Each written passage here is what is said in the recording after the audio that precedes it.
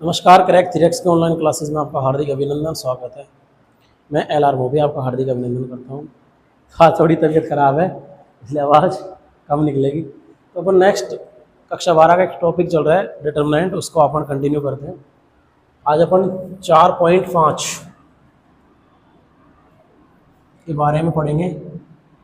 4.5 का जो बेसिक है उसके बारे में आज अपन डिस्कस करेंगे, है ना। यहीं से भी बोर्ड क्वेश्चन पूछती है, थोड़ा इसके बारे में देख लीजिए।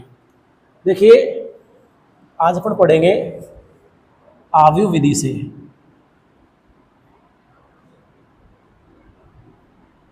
इंक नहीं डाली में, इंक को डाली ना। आव्यूह विधि से समीकरण निकाय का हल। आव्यूह विधि से समीकरण निकाय का हल, ठीक है। अब देखिए, आव्यूह विधि से किस तरीके से समीकरण का हल किया जाता है। समीकरण निकाय संगत होगा, कब समीकरण निकाय असंगत होगा, हलों की संख्या कितनी होगी, अद्वितीय हल होगा या अनंत हल होंगे, इन सारी बातों की चर्चा अपन करेंगे। देख राज, मेरे बैग में से एक मार्कर और दीजिए। बैग में हो रहा है मार्कर, बैग में हो रहा है, ऊपर वाली चेन में मार्कर है, ऊपर वाली में। अब देखिए, इसे मान लीजिए हमारे पास एक समीकरण निकाय है।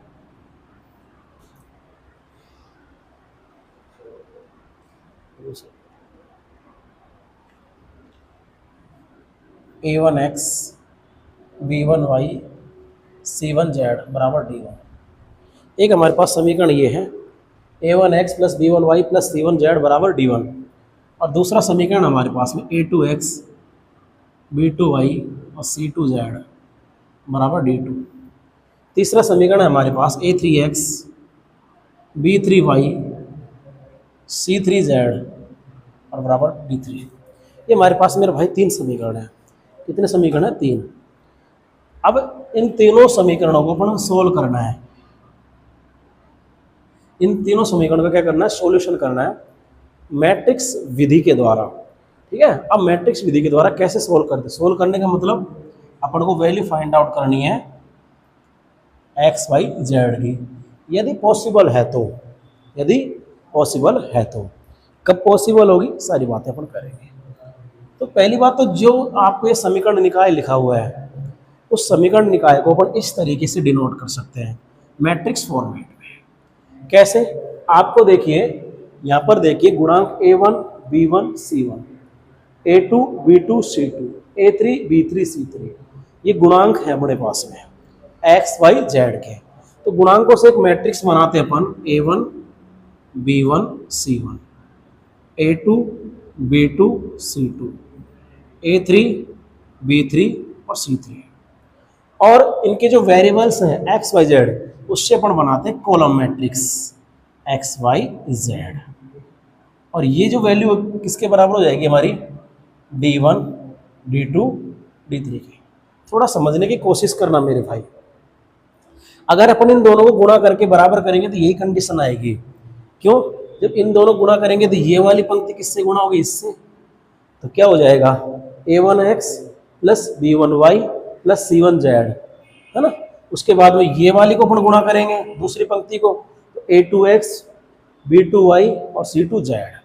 फिर इसको गुणा करेंगे अपन A3x B3y और C3z। और फिर जैसे दो मैट्रिक्सों को अपन तुलना करेंगे तो ये A1x plus B1y plus C1z ये किसके बराबर हो जाएगा? हमारे D1 के। यानी अपन इस चीज़ को ऐसे भी लिख सकते हैं, ऐसे भी लिख सकते हैं, जहाँ पर ये जो मैट्रिक्स बनी है, ये मैट्रिक्स किससे बनी है? समीकरण निकाय के गुणांकों से, चरों के गुणांकों से। और ये जो मैट्रिक्स बनी है, जो कि कौन सी मैट्रिक्स बनी है? Column matrix. ये किससे बनी है? वेरिएबल से, यानी चरों से। और ये जो मैट्रिक्स बनी है, ये आपकी D1 D2 D3 से बनी है। अब यदि अपन इस मैट्रिक्स को A मान लें, यदि इस मैट्रिक्स को A1 B1 C1, A2 B2 C2, A3 B3 C3, यदि इस मैट्रिक्स को क्या मान लें अपन? A मैट्रिक्स मान लें। और इस मैट्रिक्स को अपन एक्स वाई जेड वेरिएबल से जो मैट्रिक्स बन रही है, इसको अपन क्या मान ले? एक्स मैट्रिक्स मान ले। और जो अचर पदों से मैट्रिक्स बन रही है, उसको अपन क्या मान ले बी, बन गया D1 D2 और D3। अगर ये चीज़ मान लेते हैं तो अपन इसी चीज़ को क्या लिख सकते हैं, इस चीज़ को हम क्या लिख सकते हैं, इस चीज़ को हम लिख सकते हैं AX बराबर B। इस चीज़ को क्या लिख सकते हैं अपन, AX बराबर B। अब देखिए आगे, अगर इस चीज़ को हम AX बराबर B लिख सकते हैं तो थोड़ा सा मैं इसको यहाँ से हटा रहा हूँ।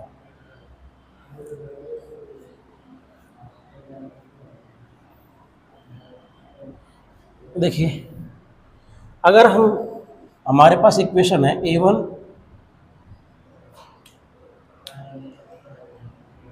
A1x B1y C1z बराबर क्या था D1, A2x B2y और C2z बराबर क्या था हमारे पास D2, और A3x B3y और C3z बराबर क्या था हमारे पास D3।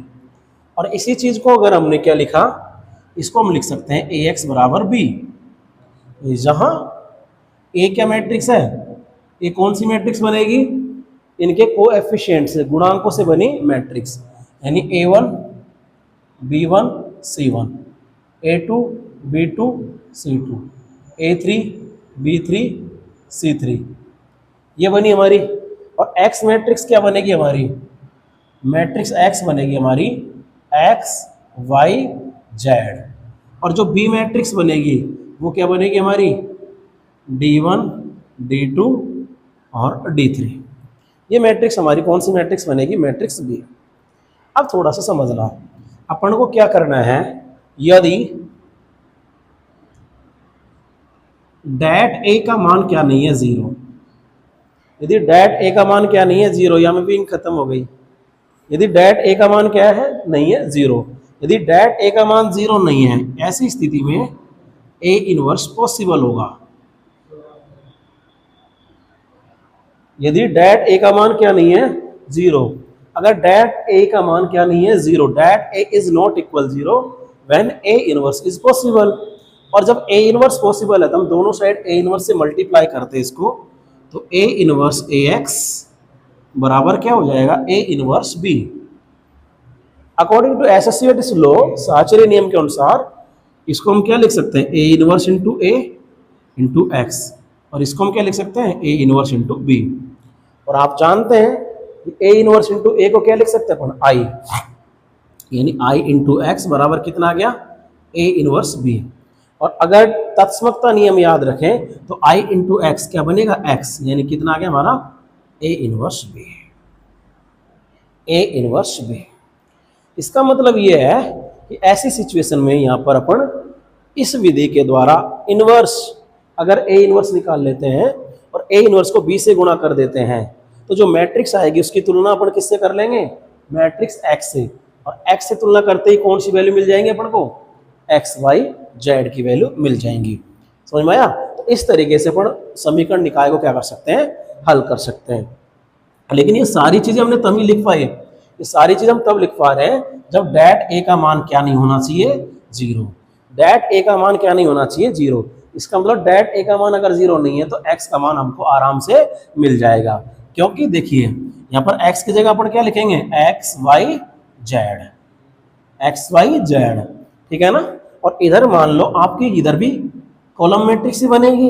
क्यों, क्योंकि जब A इनवर्स को और B को गुणा करेंगे, अगर A इनवर्स को और B को गुणा करेंगे तो यहाँ पर कुछ एलिमेंट आएंगे, आपके यहाँ पर कुछ एलिमेंट आएंगे। अगर जैसे यहाँ पर कुछ एलिमेंट आएंगे तो X की वैल्यू भी पता चल जाएगी, Y की वैल्यू भी पता चल जाएगी और Z की वैल्यू भी पता चल जाएगी। क्यों, कि दो मैट्रिक्स बराबर होंगी तब उनके संगत एलिमेंट बराबर होने चाहिए, यानी X का मान ये जो भी है वो आ जाएगा, Y का मान भी आ जाएगा, Z का भी आ जाएगा। इसका मतलब X और Y और Z के एक एक मान आ जाएंगे। यहाँ पर कितने मान आ जाएंगे, एक एक। इसका मतलब यहाँ पर अद्वितीय हल की कंडीशन है। यदि डेट A का मान क्या नहीं है, 0। अगर डेट A का मान 0 नहीं है, इसका मतलब A इनवर्स पॉसिबल है, A इनवर्स पॉसिबल है। और A इनवर्स पॉसिबल है, ऐसी स्थिति में अद्वितीय हल निकलेगा, यूनिक सॉल्यूशन। कैसा हल निकलेगा, अद्वितीय हल, यूनिक सॉल्यूशन। यानी X Y Z के केवल कितने हल निकलेंगे, एक हल। X का भी एक, Y का भी एक मान आएगा, Z का भी एक मान आएगा। यानी यूनिक सॉल्यूशन होगा, केवल एक हल विद्यमान होगा। केवल एक हल विद्यमान होगा एक्स वाई जेड का, यानी अद्वितीय हल की कंडीशन है। और ऐसी स्थिति में जब हल विद्यमान है, अगर किसी भी समीकरण निकाय में हल विद्यमान है तो हम कहते हैं कि समीकरण निकाय संगत है। यानी ऐसी स्थिति में हमारा समीकरण निकाय कैसा होगा? संगत। और समीकरण निकाय कैसा होगा? संगत होगा। समीकरण निकाय कैसा होगा? संगत होगा।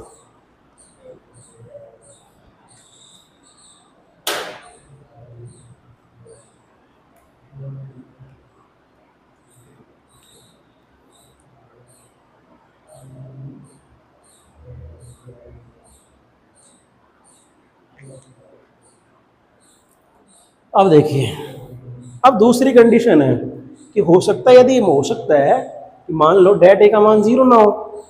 जरूरी थोड़ी है डेट ए का मान 0 ही हो सकता है, डेट ए का मान 0 आ जाए ना। ये तो कंडीशन तब ली अपन ने जब डेट ए का मान क्या नहीं है? 0। अगर डेट ए का मान 0 नहीं है, ऐसी स्थिति में तो ए इनवर्स पॉसिबल होगा। और ऐसी स्थिति में तो हम क्या करेंगे? यूनिक सॉल्यूशन निकाल सकते हैं, यानी अद्वितीय हल की कंडीशन हो जाएगी। ये कौन सी हल की कंडीशन हो जाएगी? अद्वितीय हल की। अब दूसरी कंडीशन देखो, इसको मैं हटा देता हूँ। देखिए आगे, यदि डेट ए का मान 0 है, आगे यदि डेट ए का मान 0 आ गया, अगर डेट ए का मान 0 आ गया, इसका मतलब तो ये है कि ए इनवर्स पॉसिबल नहीं है। इसका मतलब है कि A inverse is not possible. Det A का मान क्या आ गया? 0। इसका मतलब A inverse is not possible. इसका मतलब आप ए इनवर्स नहीं निकाल सकते। ये अपन ने पहले भी बता दिया कि ए इनवर्स का फॉर्मूला क्या था? एडजॉइंट ऑफ ए बटे डेट ए। इसका मतलब आप ए इनवर्स नहीं निकाल सकते। अगर डेट ए का मान 0 है तो ए इनवर्स पॉसिबल नहीं है। अगर ए इनवर्स पॉसिबल है तो अपन इसके दोनों साइड ए इनवर्स से गुणा भी नहीं कर सकते। तो ऐसी स्थिति में अपन दोनों पक्षों को, इसके दोनों पक्षों को एडजॉइंट ऑफ ए से गुणा कर रहे हैं। किससे गुणा कर रहे हैं? एडजॉइंट ऑफ ए से गुणा करेंगे, यानी इधर भी कर दिया एडजॉइंट ऑफ ए से गुणा ए एक्स को, इधर भी एडजॉइंट ऑफ ए से, किसको? बी को। और आपने एक नियम पढ़ा होगा एसोसिएटिव लो, साचरे नियम। साचरे के हिसाब से मैं इसको लिख सकता हूँ एडजॉइंट ऑफ ए गुणा ए, इसको मैं अलग से लिख सकता हूँ x बराबर एडजॉइंट ऑफ ए और गुणा में B. a into adjoint of A बराबर adjoint of A into A बराबर, अपन ने पढ़ा था कि एडजॉइंट ऑफ ए गुणा ए, ये किसके बराबर पढ़ा था? डेट ए इंटू आई के। किसके बराबर पढ़ा था? डेट ए इंटू आई के। इसको हम क्या लिख सकते हैं? Det A into I into X बराबर क्या आएगा? Adjoint of A into B. और अगर मान लो एडजॉइंट ऑफ ए का मान कितना हो गया? 0। एडजॉइंट ऑफ ए का मान कितना हो गया? सॉरी माफ करना, अगर मान लो डेट ए का मान कितना आ गया? 0। अगर डेट ए का मान 0 आ गया तो 0 से गुणा होकर कोई भी मैट्रिक्स 0 मैट्रिक्स बन जाएगी। इधर तो क्या बनेगा? 0 matrix, adjoint of A into B.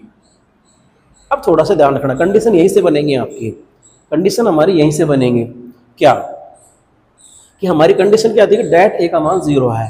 तो अगर डेट ए का मान 0 रखेंगे तो 0 को किसी से मैट्रिक्स से गुणा करेंगे तो यानी नल मैट्रिक्स मिलेगी, यानी क्या मिलेगी? ओ मैट्रिक्स। अब दो कंडीशन यहाँ से बन सकती है। यहाँ से कितनी कंडीशन बन सकती है? 2 कंडीशन।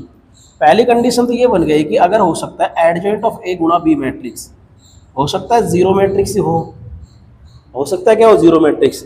और दूसरी कंडीशन क्या बनेगी कि एडजॉइंट ऑफ ए गुणा बी मैट्रिक्स वो 0 मैट्रिक्स नहीं हो। 2 कंडीशन बनेगी।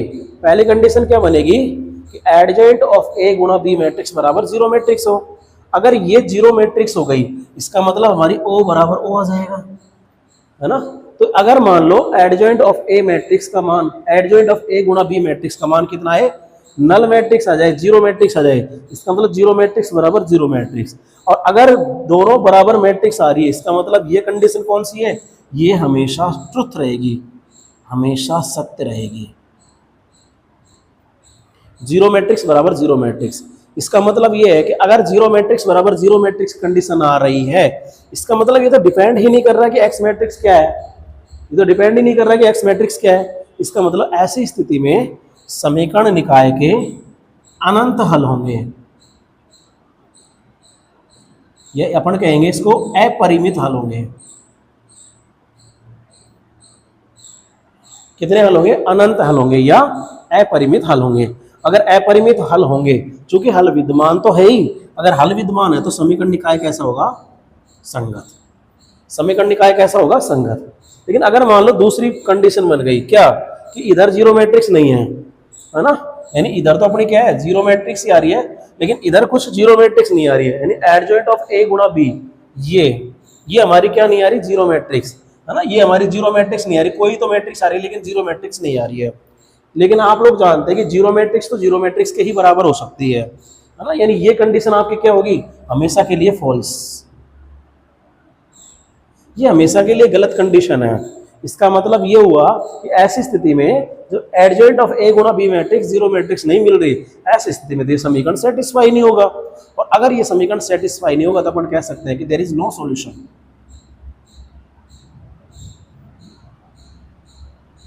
इसका मतलब कोई हल नहीं होगा।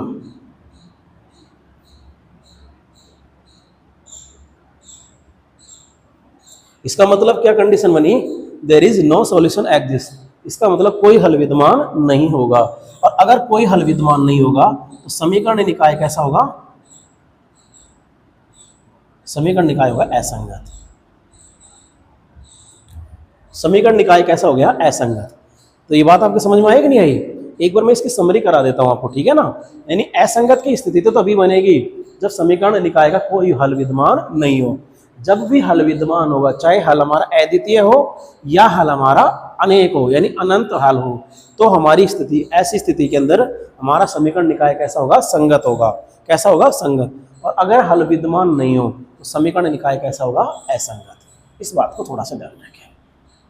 देखिए,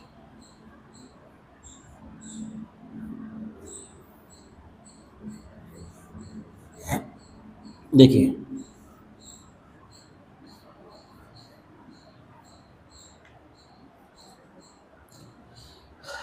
अपने पास में जो समीकरण निकाय की बात करी थी, तो मैं उनको थोड़ा सा चार्ट बना के समझाने वाला हूँ कि अपने पास में समीकरण निकाय की बात कर रहे हैं हम। समीकरण निकाय की हम बात कर रहे हैं, तो समीकरण निकाय है हमारा a1x b1y प्लस c1z बराबर d1। जरूरी नहीं है कि आपके समीकरण निकाय में 3 समीकरण हो सकते, 2 भी समीकरण हो। हालांकि ऐसी स्थिति में समीकरण युग्म कहना ज़्यादा उचित है, क्योंकि 2 समीकरण अगर है तो अपन समीकरण युग्म कहते हैं उनको। तो समीकरण निकाय ये हो गया, एक तो समीकरण ये हो गया a2x b2y c2z और बराबर कितना? d2। एक हमारा बन गया a3x b3y और c3z बराबर क्या बन गया? d3। इस पूरी कंडीशन को हम क्या कह रहे हैं लोग? ax बराबर b। इसको हम क्या किस रूप में डिनोट कर सकते हैं मैट्रिक्स में? ax बराबर b। इसमें a कौन है? इसके कोएफिशिएंट से बनी मैट्रिक्स, यानी गुणांकों से बनी मैट्रिक्स। यानी a बनी हमारी a1 b1 c1, a2 b2 c2, a3 b3 और c3। और जबकि x जो बनी वो हमारी वेरिएबल से बनी कॉलम मैट्रिक्स x y और z। और जो b मैट्रिक्स बनेगी वो हमारे कांस्टेंट टर्म से बनेगी, यानी अचर पदों से d1 d2 और d3। ये हमने पढ़ी थी। इसमें 3 कंडीशंस बनेंगे। पहली कंडीशन यहाँ पर मैं लिख रहा हूँ स्थिति। पहली कंडीशन, यदि डैट ए का मान नॉट इक्वल 0। डैट ए का मान क्या है? 0 नहीं है। इसका मतलब हलों की संख्या। अगर डैट ए का मान क्या नहीं है? 0। That A is not equal 0 when the number of solution on unique solution, यानी हमारा क्या होगा? यूनिक सॉल्यूशन होगा। यूनिक का मतलब अद्वितीय हल, अद्वितीय हल होगा स्लैश केवल एक हल होगा। यदि हमारी स्थिति क्या है? पहली condition, that A is not equal 0 then unique solution exist, यानी ओनली वन सॉल्यूशन एग्जिस्ट। और अगर बात संगत की असंगत की करें, समीकरण कैसा होगा? संगत। समीकरण युग्म या सॉरी माफ करना, समीकरण निकाय, युग्म में तो 2 ही समीकरण आते हैं, समीकरण निकाय कैसा होगा, समझो। दूसरी कंडीशन, स्थिति नंबर 2, स्थिति number 2, det A is equal to 0। यदि डेट ए का मान 0 आ गया, ऐसी स्थिति में यहाँ पर 2 केसेस बन सकते हैं। ऐसी स्थिति में यहाँ पर क्या आएगा, 2 केसेस। एवं, मैं इसी में लिख दूँ, एवं डेट ए का मान 0 है, एवं adjoint of A into B matrix बराबर नल मैट्रिक्स। यहाँ पर ये 0 या ओ है, ध्यान रखना। डेट ए का मान क्या है, 0, और साथ में adjoint of A into B matrix बराबर हमारा नल मैट्रिक्स है। ऐसी स्थिति में हमारे हल की संख्या कितनी होगी, अपरिमित, अपरिमित हल होंगे, अनेक हल होंगे, अनंत हल होंगे। यानी डेट ए का मान क्या है, 0, और adjoint of A into B matrix कितनी है, नल मैट्रिक्स। ऐसी स्थिति में अपरिमित हल होंगे, अनेक हल होंगे, अनंत हल होंगे। और ऐसी स्थिति में हमारा समीकरण निकाय कैसा होगा, संगत होगा। संगत का मतलब हल निकलना चाहिए, चाहे एक निकल चाहे अनेक निकल। अगर हल विद्यमान है तो हम कहेंगे कि समीकरण निकाय संगत है। थर्ड कंडीशन, कंडीशन थर्ड, ये डेट ए तो 0 है, एंड डेट ए तो 0 है, and adjoint of A into B is not equals null matrix O. यानी adjoint of A into B matrix क्या नहीं है, 0 मैट्रिक्स। ऐसी स्थिति में देयर इज नो सॉल्यूशन, कोई हल नहीं है, कोई हल नहीं होगा। और अगर कोई हल नहीं होगा तो समीकरण निकाय कैसा होगा हमारा, असंगत, असंगत होगा। समीकरण निकाय कैसा होगा हमारा, असंगत। तो ये थोड़ी सी इसकी बेसिक थी, ठीक है ना, इनके बारे में थोड़ा सा ध्यान रखें। तो इतना ही अपन को इसमें बेसिक पढ़ना है, और इसके अलावा कुछ है नहीं पढ़ना, है ना। तो अगर अपन बात करें हल कब निकाल सकते हैं जनरली, तो हल एक ही कंडीशन में निकाल सकते हैं अपन, det A is not equal 0, क्योंकि इनफाइनाइट सॉल्यूशन अपन निकाल नहीं सकते, है ना। ये कंडीशन जरूर होती है, लेकिन इनफाइनाइट हल अपन निकाल नहीं सकते। अपन केवल कितना हल निकाल सकते हैं, एक्स वाई जेड की केवल यूनिक सॉल्यूशन ही निकाल सकते हैं, अपन केवल एक हल ही निकाल सकते हैं। अब इसकी एक्सरसाइज करा देते हैं, देखो तुमको टाइम है भी तो 22 मिनट का हुआ है, देखो।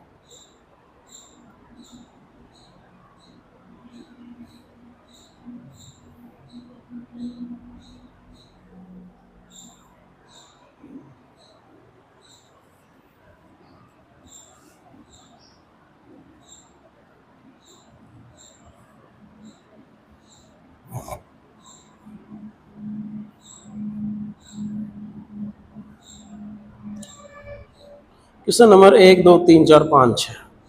देखो सारे क्वेश्चन एक टाइप के हैं, इसमें सारे के सारे क्वेश्चन एक ही टाइप के हैं, इसमें ज़्यादा क्वेश्चन करने की जरूरत नहीं है। एक एक टाइप के क्वेश्चन आप कर लीजिए, ठीक है ना। और प्रैक्टिस करने के लिए क्वेश्चन दिए हुए हैं आपको। और जैसे पहले दे रखे हैं, निम्नलिखित 1 से 6 तक दी गई समीकरण निकायों में संगत अथवा असंगत के रूप में वर्गीकृत कीजिए। यानी हमको ये बताना है कि समीकरण निकाय संगत है या असंगत, बस यही बताना है। और जैसे पहला क्वेश्चन है आपके पास, इसमें दे रखा है x + 2y बराबर कितना दे रखा है 2, और दूसरा दे रखा है 2x + 3y और बराबर कितना दे रखा है 3।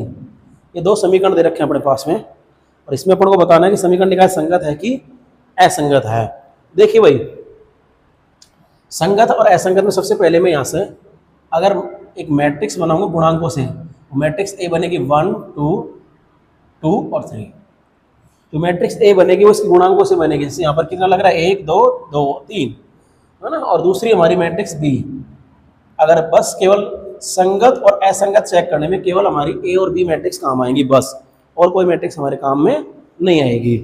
अब सबसे पहले तो हो सकता है बी भी काम ना आए, अगर डेट ए का मान 0 नहीं है तो बी भी काम हमारी नहीं आएगी। सबसे पहले अपन डेट ए का मान निकाल सकते हैं। डेट ए का मान निकालेंगे 1 2 2 3। बात करें 3 एकम 3 -4 कितना गया -1। अब ये जो डेट ए का मान आया वो क्या नहीं है, 0 नहीं है। अगर डेट ए का मान क्या नहीं है, 0 नहीं है, तो ऐसी स्थिति में तो हमारा समीकरण निकाय कैसा होता है, संगत। समीकरण निकाय कैसा होगा हमारा, संगत। इस तरीके के क्वेश्चन है आपके छोटे छोटे से, इसमें आपको यही बताना है कि समीकरण निकाय संगत है कि असंगत। ऐसे सेम टू सेम दूसरा है, तीसरा है। तीसरा क्वेश्चन करके मैं इसमें बता देता हूँ आपको एक बार, देखिए। x + 3y बराबर कितना है 5, और 2x + 6y बराबर कितना है 8। ये अपने पास में है। अब यहाँ से सबसे पहले मैं मैट्रिक्स ए बता देता हूँ आपको। मैट्रिक्स ए बनेगी 1 3 2 6, और मेरे पास मैट्रिक्स बी है 5 और 8। ये मेरे पास मैट्रिक्स बी है। सबसे पहले मैं यहाँ से मैट्रिक्स ए से डैट ए निकालूंगा। डैट ए कितना निकलेगा मेरा 1 3 2 6। तो यहाँ से करो 6 माइनस 6, कितना आ गया 0। अब यहाँ से दिक्कत हो गई कि डैट ए का मान कितना आ गया हमारा 0 आ गया। अब इसके बाद में भी कंडीशन बनेगी संगत असंगत की, ध्यान रखना। डैट ए का मान 0 आ गया तो अब आपको एडजॉइंट पे जाना पड़ेगा भाई। इस पर जाना पड़ेगा एडजॉइंट पर। तो अपन इसकी एडजॉइंट निकाल सकते हैं इसकी मैट्रिक्स की, adjoint of A. Adjoint of A कैसे निकालते, द्वितीय कोटि की, इनको आपस में चेंज कर दो, मुख्य विकर्ण के एलिमेंट को, यानी 6 इधर आएगा 1 इधर आएगा, बाकी के साइन चेंज कर लो, यानी -3 और ये -2। तो हमारा एडजॉइंट ऑफ ए आ गया। उसके बाद में अपन को किसकी वैल्यू निकालनी पड़ती है, adjoint of A into B. इससे प्रीवियस अभी मैंने बताया था, प्रीवियस क्या इसी में बताया था कि अगर डैट ए का मान अगर 0 आ रहा है तो आगे डिपेंड करेगा adjoint of A into B का मान क्या आएगा, नल मैट्रिक्स आएगा कि नल मैट्रिक्स नहीं आएगा। अगर adjoint of A into B matrix का मान नल मैट्रिक्स आ गया, इसका मतलब अनंत हल है, और अगर उसका मान नल मैट्रिक्स नहीं है इसका मतलब कोई हल नहीं है। अगर अनंत हल है तो भी हमारा निकाय कैसा होगा, संगत होगा, और कोई हल नहीं है इसका मतलब निकाय कैसा होगा, असंगत होगा। अब देखिए बेटा, तो ये हमारा एडजॉइंट ऑफ ए है 6 -3 -2 और 1, और बी कितना है 5 और ये 8। ये मेरे पास बी मैट्रिक्स है। अब इनको अपन मल्टीप्लाई करते हैं, तो मल्टीप्लाई करो कैसे आएंगे, इसको तो इससे गुणा करेंगे, कितना आएगा 6 पंजो 30 और -8 दिया 24, है ना। अब इसको इससे गुणा, पहली पंक्ति कंप्लीट कर दिया, अब दूसरी से करो, कितना आएगा माइनस का 10 और प्लस का 8, कितना आएगा बेटा, ये यहाँ पर आ गया 6 और ये कितना आ गया माइनस का 2।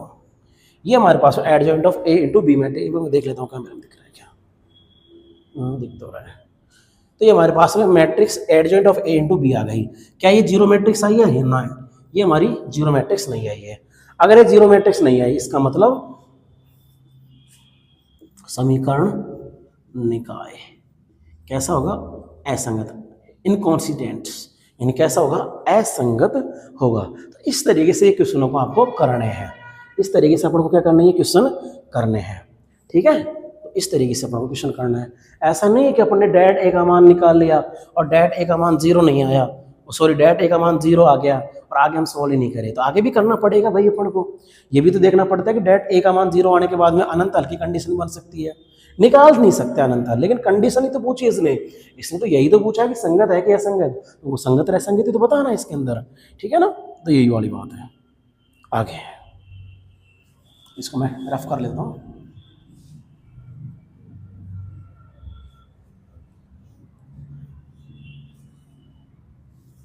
देखिए आगे चलते अपन,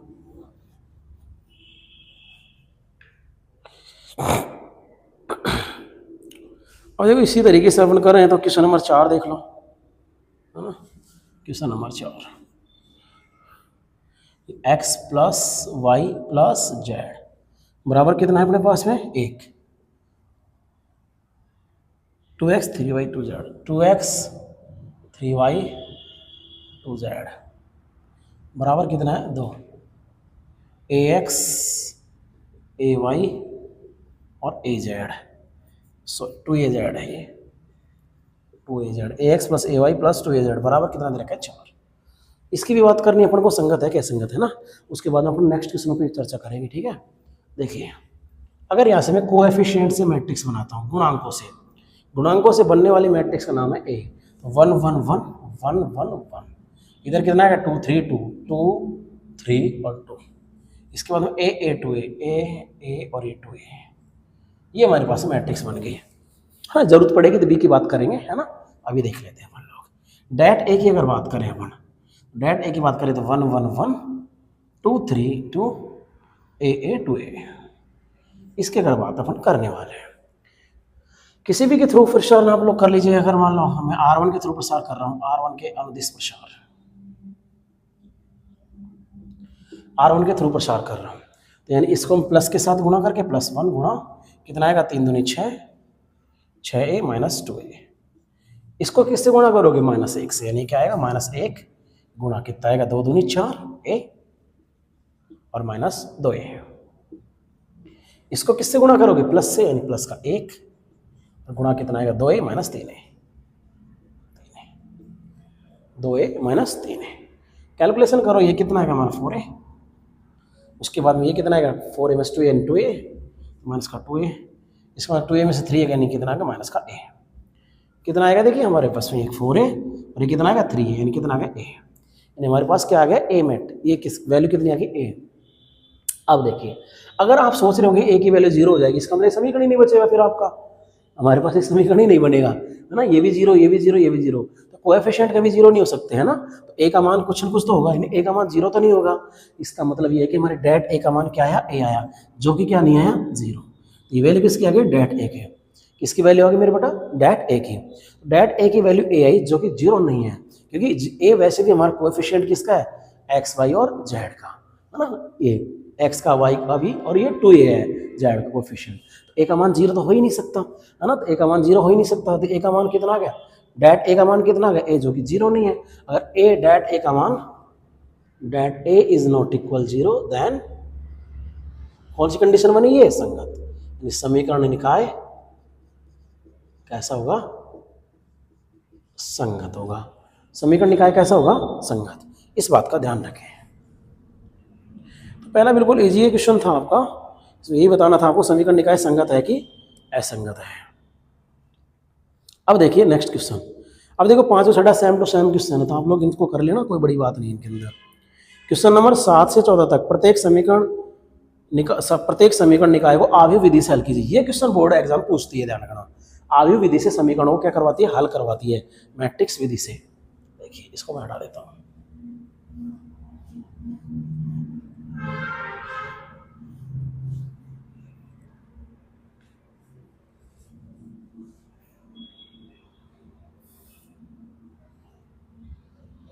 क्वेश्चन नंबर 7 देखिए, हमारे पास क्या है? 5x प्लस 2y बराबर कितना है? 4। 7x प्लस 3y बराबर कितना है? 5। ये हमारे पास में दो इक्वेशन है, और मैट्रिक्स विधि के द्वारा इनको क्या करना है? सॉल्व करना है, यानी एक्स वाई की वैल्यू निकालनी। ऐसा नहीं है जैसे एक्स वाई की ऐसे भी निकाल सकते हैं अपन, लेकिन ऐसे निकालोगे तो आपको थोड़ी नंबर देगा। मैट्रिक्स के द्वारा वैल्यू निकालनी है ना? तो सबसे पहले अपन इसको क्या लिख सकते हैं? इसी चीज़ को अपन क्या लिख सकते हैं? 5, 2, 7, 3। इसको क्या लिख सकते हैं? X Y. इसको लिख सकते हैं 4 और 5, ये लिख सकते हैं अपन, ठीक है ना? इसको अपन क्या मान रहे हैं? ए, है ना? तो ऐसे यदि माना ए बराबर क्या है? 5, 2, 7, 3, बी बराबर 4, 5 और एक्स बराबर एक्स वाई। ये चीज़ अपन ने मान ली। अगर ये चीज़ मान ली तो इसको अपन क्या लिख सकते हैं? ए एक्स बराबर बी। ए एक्स बराबर बी। और अगर ए एक्स बराबर बी है तो अगर हम डेट ए का मान निकाल लेते हैं, ऐसे डेट ए का मान अगर निकाल लेते हैं, अगर डेट ए का मान अगर 0 नहीं आता है तो हम कह सकते हैं कि ए इनवर्स पॉसिबल है। तो डेट ए का मान निकाल लेते हैं अपन पहले, इसको अपन कह देते हैं समीकरण नंबर 1। तो डेट ए निकाल लेते हैं अपन, कितना आएगा? 5, 7, 2 और 3, ठीक है? अब गुणा करके वैल्यू निकालो, 5 3 15 माइनस 7 दूनी 14, कितनी आ गई बेटा? 1। डेट ए का मान कितना आ गया? 1। अब डेट ए का मान क्या आ गया? 1, यानी इसका मतलब 0 नहीं है। अगर 0 नहीं है अतः ए इनवर्स पॉसिबल है। ए इनवर्स क्या हमारी पॉसिबल है? अगर ए इनवर्स पॉसिबल है तो अपन ए इनवर्स निकाल लेते हैं अपने यहाँ से। तो देखिए, अब ए इनवर्स के लिए सबसे पहले क्या चाहिए अपन को? एडजॉइंट ऑफ ए, जो कि ए हमारी किसके बराबर है?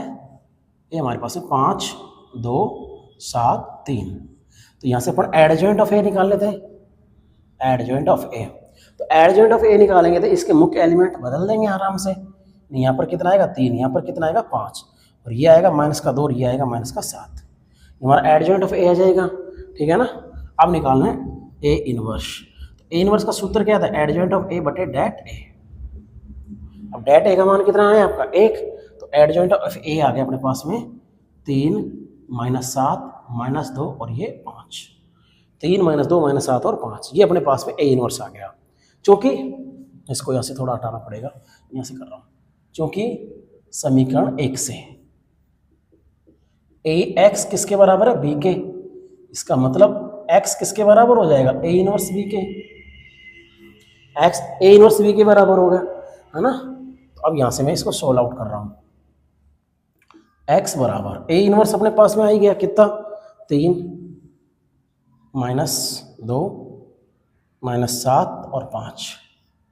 और बी अपने पास में कितना है, बी अपने पास में 4, 5 की कॉलम मैट्रिक्स, यानी 4 और 5 की कॉलम मैट्रिक्स। अब यहाँ से अपन इसको सोल्व आउट कर लेंगे, एक्स वाई जेड की, एक्स वाई की मान निकाल लेंगे। तो मैं इसको यहाँ इससे हटा रहा हूँ, देखिए तो एक्स के इसके बराबर है हमारे पास में 3 -2 -7 5 और ये 4 और ये 5। इसको हटा दीजिए।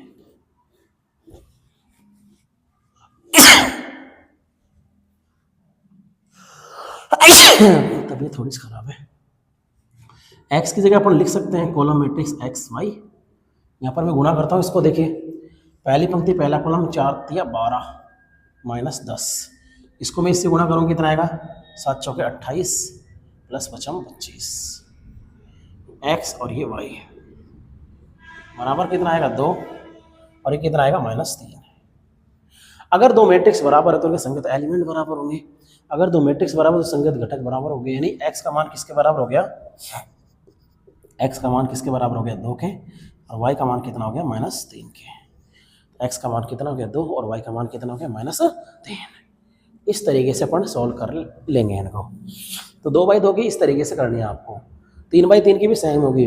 अब 3/3 की में फर्क कितना रहेगा, 3/3 की में मैट्रिक्स के अंदर आपको एडजॉइंट जब निकालोगे तो सारे एलिमेंट के सेकंड निकालने पड़ेंगे। इसमें एडजॉइंट डायरेक्ट निकल जाता है, बस इतना फर्क पड़ता है बस।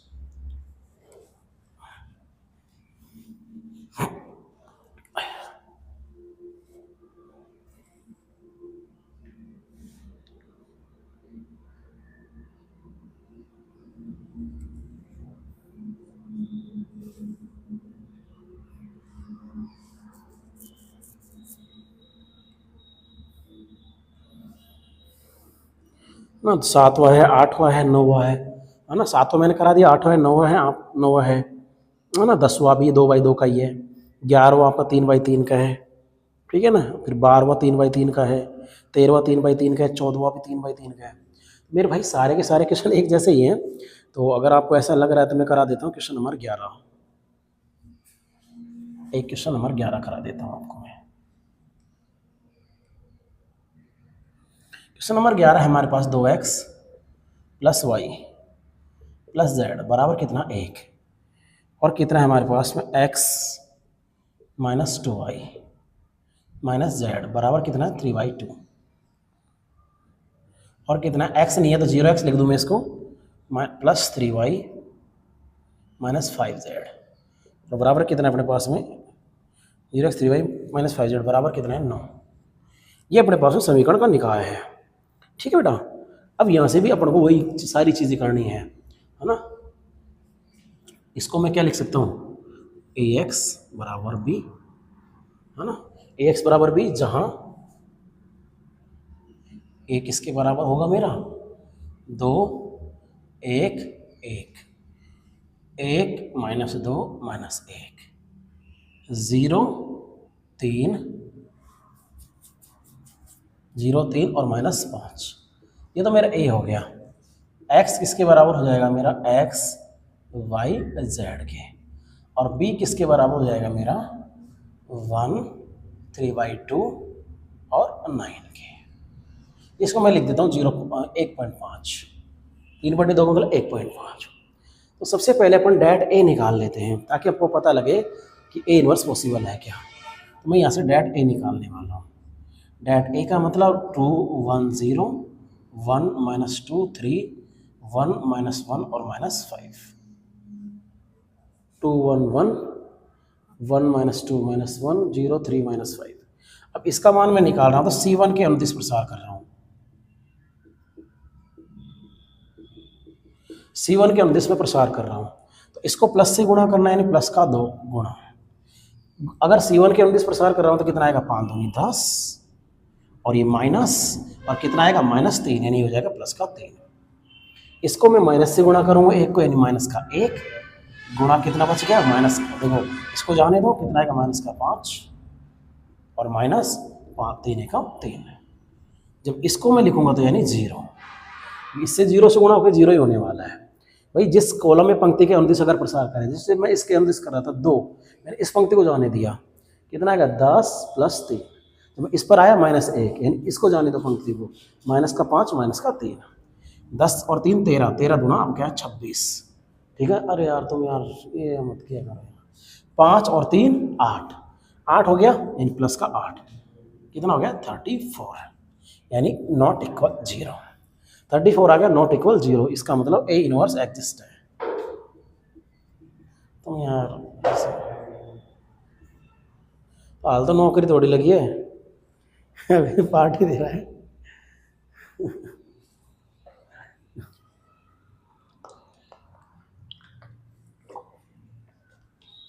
अब देखिए, तो A इनवर्स का अस्तित्व है। अगर A इनवर्स का अस्तित्व तो अपन क्या लिख सकते हैं इसको, x बराबर A इनवर्स B। x बराबर क्या लिख सकते हैं, A इनवर्स B। हालांकि दोनों साइड A इनवर्स से गुणा किया है, वो प्रॉपर्टी, लेकिन आप लिख सकते हो x बराबर A इनवर्स B। अब अपन को A इनवर्स निकालने के लिए सिर्फ पापड़ बेलने पड़ेंगे भाई। A इनवर्स निकालने के लिए पापड़ तो अपन को बेलने पड़ेंगे। तो सबसे पहले अपन इस मैट्रिक्स जो A दे रखी है उसके सारे एलिमेंट के क्या निकालने हैं, सहखंड। तो एक बार मैं लिख देता हूँ aij -1 raise to power i + j गुणा में mij। अब सबसे पहले मैं निकाल रहा हूँ a11, तो भाई प्लस का आएगा पहले तो, क्योंकि दोनों एलिमेंट का जोड़ सम आ रहा है। अगर मैं बात कर रहा हूँ तो मैं ये रही मेरे पास देखो, ये रही सारणी, मैं पहले इस पंक्ति के अवयवों के सहखंड निकाल रहा हूँ। तो प्लस और गुणा में क्या आएगा 10 + 3, कितना आ गया मेरे भाई 13। सबसे उसके बाद में निकाल रहा हूँ a12, 2 और 1 3, यानी क्या आएगा माइनस, इस एलिमेंट का जाने दो -5 और -0, कितना आ गया +5। फिर मैं क्या निकालूंगा मेरे बच्चे, a13, 3 और 1 4, यानी प्लस। अब देखो इस पे आ रहे तो इसको जाने दो, कितना आएगा 3 -0, कितना आ गया मेरे बच्चे 3। पहली पंक्ति होगी हमारे, उसके बाद में अपन निकालेंगे a21। अब देखिए हम आ गए अपन दूसरी पंक्ति पर, दूसरी पंक्ति मतलब इस पंक्ति पर आ गए, 2 और 1 3, यानी माइनस। अब दूसरी पंक्ति पर आ गए, यानी इसको जाने दो, पंक्ति तो गई, ये पंक्ति जाएगी, अब ये पंक्ति कॉलम गया, कितना आएगा -5 और -3, -8 हो गया, यानी हो जाएगा +8, क्योंकि माइनस से गुणा ऑलरेडी है। फिर अपना क्या आएगा बेटा, a22, 2 और 2 4, यानी क्या आएगा प्लस का, इस एलिमेंट में आएगा, इस कॉलम को जाने दो, -10 और -0, कितना आ गया हमारा -10। फिर निकालना a23, 3 और 2 5, यानी माइनस, इसके बाद इसको जाने दो, यानी कितना आएगा 3 दूनी 6 -0, कितना आ गया -6। उसके बाद में अपन तीसरी पंक्ति के एलिमेंट निकालेंगे, एलिमेंट के सेकंड इसके, तो a31, 3 और 1 4, यानी किसका प्लस का। अब अगर बात करेंगे इसकी बात करें तो इसको जाने दो, कितना आएगा 1 माइनस का और माइनस कितना -2, यानी हो जाएगा प्लस का 2, यानी कितना आ गया 1। उसके बाद में अपन a32 निकालेंगे, 3 और 2 5, यानी किसका आएगा माइनस का, इसको जाने दो -2 -2 और -1, कितना आ गया -3, ये हो जाएगा प्लस का 3। अब क्या निकालना, a33, 3 और 3 6, यानी प्लस का, और गुणा में उपसारणिक, इस एलिमेंट के लिए इसको जाने दो, कितना आएगा -4 और -1, यानी कितना आ गया -5। इस तरीके से थोड़ा कैलकुलेशन में इसमें ध्यान रख लेना बेटा, कैलकुलेशन में गड़बड़ होने के चांसेस में रहते हैं, बस कैलकुलेशन का थोड़ा आराम से काम कर लेना। तो ये अपने पास में सारे एलिमेंट के क्या निकाले मैंने, सहखंड निकाल लिए। अब मैं निकालूंगा adjoint of A, adjoint of A, तो मैंने सीक्वेंस से लिख रखे हैं 13 5 3, 13 5 3, उसके बाद में 8 -10 -6, 1 3 5, 1 3 और -5, इसका ट्रांसपोज, क्या करना है इसका ट्रांसपोज, तभी अपने को क्या मिलेगी एडजॉइंट्स। एडजॉइंट मैट्रिक्स का मतलब सहखंडों से निर्मित मैट्रिक्स का ट्रांसपोज, तो अपन को मिलेगी एडजॉइंट ऑफ ए बराबर 13 5 3, 8 -10 और -6, 1 3 और -5। पहली 13 5 3 की पहली बना दी, 8 -10 -6 की बना दी, 1 3 -5 की बना दी। तो ये हमारे पास में क्या आ गया, एडजॉइंट ऑफ ए। अब मुझे इसको मिटाना पड़ेगा भाई, तो मिटाते हैं इसको थोड़ा सा।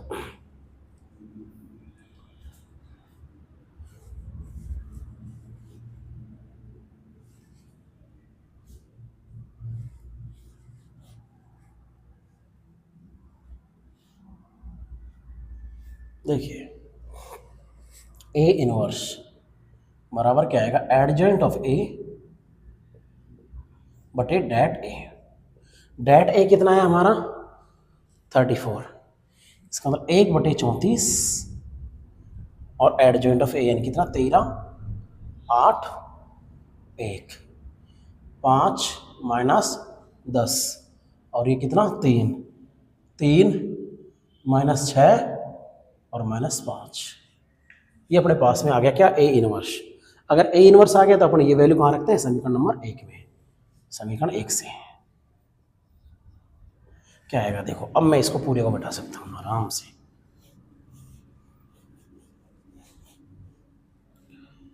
ए एक्स बराबर ए इनवर्स की जगह मैं ये लिख रहा हूँ 1/34 और 13 5 3 8 -10 -6 1 3 और -5। ए इनवर्स और बी, बी मेरे पास में है ही 1.5 और मेरे पास 9। अब मैं जो सभी मिटा देता हूँ अब इसको। अब मेरे को इससे कोई काम नहीं है, और गलत हुआ होगा तो हो ही जाएगा फिर, अब क्योंकि दोबारा इसको चेक भी नहीं कर सकता मैं, क्योंकि मैंने पहले भी मिटा दिया इसमें। अब देखिए करते हैं, तो ऐसा मत करना, देखो ना, अगर देख लेना कभी जैसे 34 है, अब इस 34 के बाद में बात करेंगे। बहुत सारे बच्चे क्या करते हैं 34 को अंधे भाग दे देता अभी, अभी नहीं भाग मत दीजिए, गुणा करने में आपको दिक्कत आएगी। 13 एकम 13 प्लस 8 को अगर 1.5 से गुणा करेंगे तो 15 8 120 यानी कितना आएगा 12 और फिर 9 एकम 9 है ना। इसको गुणा करेंगे 5 एकम 5, 10 को इससे गुणा करेंगे बेटा 1.5 से कितना आएगा 15 -15 9 3 27। 3 को 1 से गुणा करेंगे कितना आएगा बेटा 3 -6 को 15 से 90 कितना आएगा -9 और 9 5 45 कितना आएगा -45। ये सारी चीज़ें आ जाएंगी आपके। तो x का मतलब होता है XYZ, कॉलम मैट्रिक्स थी, तो ये बनेगी अपने पास में, देखो कितना 1/34। अब देखिए 25 और 9 34 हो गया ये तो। अब देखो यहाँ पे, यानी ये बच गया -10 और -10 का मतलब ये बच गया 17 है ना। 27 और 5 32, 32 में से 15 घटा लो 17, और ये देखो कितना बच गया -6 45 और 6 कितना हो गया 51। ये होना 51 हो गया भाई, कितना हो गया 51। अब अंदर एंट्री करा दो भाई, इसका मतलब x y और z अंदर गुणा कर दो 1/34 से, 34, तो ये तो कितना हो जाएगा 34। अगर 1/34 को मैं 34 से गुणा करूंगा तो कितना आ जाएगा 1, इसको अगर मैं करूंगा तो 17/34 कितना आ जाएगा 1/2 और 51/34 तो 17 तो 51, ये कितना आएगा -3/2। ठीक है ना भाई। 34 इसके भाग में जाएगा तो 34 से 34 कटेगा, 34 के भाग में 17 दूना 34 1/2 आएगा। इस पे भी नीचे 34 आएगा, 17 तो 51 17 दूना 34। अगर दो मैट्रिक्स बराबर है तो संगत घटक बराबर होंगे, इसका मतलब x का मान कितना आ गया 1, y का मान कितना आ गया 1/2 और z का मान कितना आ गया -3/2। तो इस तरीके से अपन इस क्वेश्चन को करेंगे। 3x3 का भी मैंने क्वेश्चन आपको करके बता दिया। ठीक है, तो इसमें रह रहे वैसे क्वेश्चन, अगले में करूँ क्या, इसमें 1-2 क्वेश्चन समझाने बस 10-15 मिनट ले लेते हैं, समझाना है बस, बाकी क्वेश्चन हो ही गए इसमें। देखो सेम पैटर्न पर ही क्वेश्चन है आपके बेटा इसमें, तो आपको जिसमें मैंने अभी एक क्वेश्चन किया है, तो एक क्वेश्चन में 3x3 के में काफ़ी टाइम लगता है ना। हम नहीं चाहते कि टाइम खराब हो इसमें आपका, ठीक है ना। 3x3 का क्वेश्चन कंप्लीट हो गया, जितने भी 3x3 के आप कर सकते हो, है ना। डेसिमल भी वाली मैंने लेके आपको समझा दिया। अब ऐसे ही क्वेश्चन नंबर 15 है हमारा, मैं थोड़ा समझा देता हूँ, आप कर लेना बेटा इसको, ना आराम से हो जाएगा बिल्कुल। अगर अलग टाइप का होता तो मैं जरूर करा देता आपको, हाँ, तो आराम से हो जाएगा। क्वेश्चन नंबर 15 में क्या क्या रखे देखो, मैं थोड़ा थोड़ा इनको समझा देता हूँ आपको, कर लेने आप। 2x minus 3y plus 5z बराबर कितना दे रखा है अपना 11, और कितना दे रखा है 3x plus 2y minus 4z बराबर कितना दे रखा है अपन को -5, और x plus y minus 2z बराबर कितना -3। अब एक्चुअली में यहाँ से क्या बनेगा मैट्रिक्स ए क्या बनेगा, देखो बेटा यहाँ से ए मैट्रिक्स बनेगा कितना 2 -3 5 3 2 और -4 1 1 और -2, ये हमारे पास ए मैट्रिक्स बनेगा। और क्वेश्चन में भी ए मैट्रिक्स स्टार्टिंग में ही दे रखी है कि मैट्रिक्स ए बराबर 2 -3 5 3 2 -4 3 2 -4 1 1 -2। यहाँ पे आपको थोड़ा सा मिसगाइड करने के लिए ए मैट्रिक्स खुद ने स्टार्टिंग में ही दे रखी है, ए मैट्रिक्स खुद ने ही, है ना। और ए मैट्रिक्स देकर उसका क्या पूछा है, ए इनवर्स। तो बेटा वो ए इनवर्स हमारे इसमें काम आ जाएगा कि नहीं आ जाएगा, है ना। ए मैट्रिक्स तो ये होएगी, है ना। एक्स मैट्रिक्स क्या बनेगी हमारी एक्स वाई जेड, और बी मैट्रिक्स क्या बनेगी हमारी 11 -5 और -3, ये हमारी बी मैट्रिक्स बन जाएगी। अब यही ए मैट्रिक्स को क्वेश्चन में स्टार्टिंग में देकर और क्या पूछ रहा है मेरे बच्चे, ए इनवर्स की वैल्यू पूछ रहा है आपसे। इसी मैट्रिक्स को देकर स्टार्टिंग में और किसकी वैल्यू पूछ रहा है, ए इनवर्स की। इसी मैट्रिक्स को दिया उसने, इसका मतलब आपको मिसगाइड करने के लिए दिया है, ऐसे नहीं दिया। आपको ए इनवर्स तो वैसे भी निकालना है, क्यों, अगर अपन ने इनको मान लिया तो ये ax किसके बराबर हो जाएगा b के, तो x का मान किसके बराबर हो जाएगा a इनवर्स b के, x का मान किसके बराबर आएगा a इनवर्स b के। यानी a इनवर्स उसने स्टार्टिंग में पूछ लिया, तो आप ऐसा नहीं कि a इनवर्स पहले निकाल लिया और फिर यहाँ के लिए भी a इनवर्स दोबारा निकालो, क्योंकि वो वाला a उसने जो दे रखा है वो वाला a और हमारी मैट्रिक्स का a दोनों सेम ही दे रखे, सेम ही है, इसका मतलब a इनवर्स दोबारा नहीं निकालना। बाकी क्वेश्चन सेम रहेगा आपका, बिल्कुल डिक्टो, ठीक है ना। तो इस तरीके के क्वेश्चन आप कर सकते हो आराम से, है ना। सेम पैटर्न पे तो बेटा टाइम खराब करने का कोई मतलब नहीं है, ठीक है ना। तो अगर आप सेम क्वेश्चन कराने लग गए तो बहुत ज़्यादा टाइम लगेगा इनके अंदर आपको।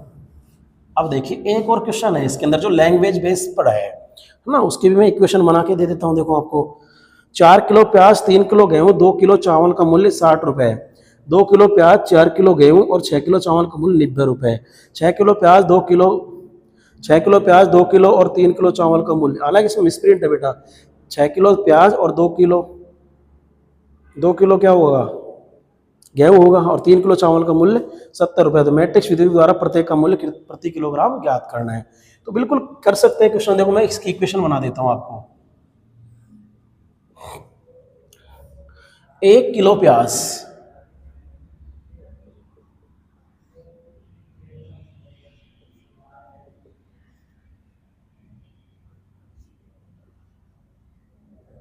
1 किलो प्याज का मूल्य कितना मान लिया अपन ने x रुपए, और 1 किलो गेहूं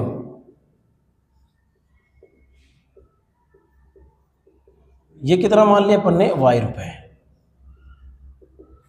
1 किलो गेहूं का मूल्य कितना मान लिया अपन ने y रुपए, और क्या है 1 किलो चावल, और 1 किलो चावल ये कितना मान लिया अपन ने z रुपए। बस यही था क्वेश्चन, है ना, इक्वेशन बनानी थी। अब पहली कंडीशन में क्या दे रखा है 4 किलो प्याज। अब 4 किलो प्याज, 1 किलो प्याज का मूल्य x रुपए, तो 4 किलो का कितना हो जाएगा 4x रुपए। 3 किलो गेहूं, 1 किलो गेहूं कितने का y, तो 3 किलो का हो जाएगा 3y रुपए। और 2 किलो राइस है, 2 किलो चावल है, तो 1 किलो चावल का मूल्य कितना है z, है ना। तो देखो क्या दे रखा है, इसका मूल्य कितना दे रखा है इसमें 60 रुपए, ये कितना दे रखा है 60 रुपए। ये हमारी पहली क्वेश्चन बन गई।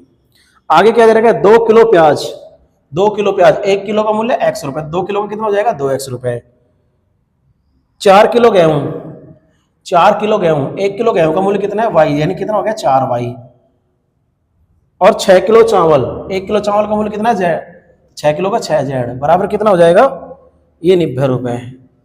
ये हमारी क्वेश्चन नंबर 2 बन गई। आगे क्या दे रखा है 6 किलो प्याज, 1 किलो प्याज का मूल्य कितना है x रुपए, तो 6 किलो कितना हो जाएगा 6x रुपए। 2 किलो, अब इसमें नहीं लिख रखा है शायद 2 किलो क्या होगा गेहूं होगा, 2 किलो गेहूं का मूल्य कितना हो जाएगा 2y। और आगे क्या दे रखा है 3 किलो चावल, तो 3 किलो चावल, 1 किलो चावल कितना है z का, कितना हो जाएगा 3z, और ये वो टोटल मूल्य कितना दे रखा है आपको 70 रुपए। ये हमारा समीकरण नंबर 3 बन गया, ठीक है। तो आपको लैंग्वेज बेस पर जिस तरीके से हमने कक्षा 10 में भी पढ़े होंगे इस तरीके के क्वेश्चन, तो वही चीजें हैं, है ना। एक एक किलो के अपन ने मान लिए 1 किलो प्याज का मूल्य मान लिया x रुपए, 1 किलो गेहूं का मूल्य कितना मान लिया अपन ने y रुपए, और 1 किलो चावल का मूल्य कितना मान लिया अपन ने z रुपए। तो आपको ये जो दे रखा है वो 4 किलो प्याज, 3 किलो गेहूं और 2 किलो चावल का मूल्य है, कितना दे रखा है 60 रुपए। और ये आपका 2 किलो प्याज, 4 किलो गेहूं और 6 किलो चावल का मूल्य कितना दे रखा है 90 रुपए।